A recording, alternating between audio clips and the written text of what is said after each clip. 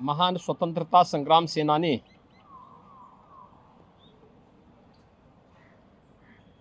देश के पूर्व प्रधानमंत्री, किसानों के मसीहा चौधरी चरण सिंह जी की आज पावन पुण्यतिथि है। इस अवसर पर भारत माता के इस महान सपूत के प्रति कोटि कोटि नमन करते हुए मैं प्रदेशवासियों की ओर से विनम्र श्रद्धांजलि अर्पित करता हूं। चौधरी साहब का नाम पूरा भारत भूमि सुधार,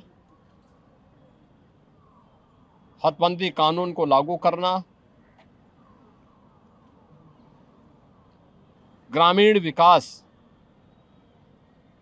और अन्नदाता किसानों के मसीहा के रूप में पूरा देश उन्हें स्मरण करता है।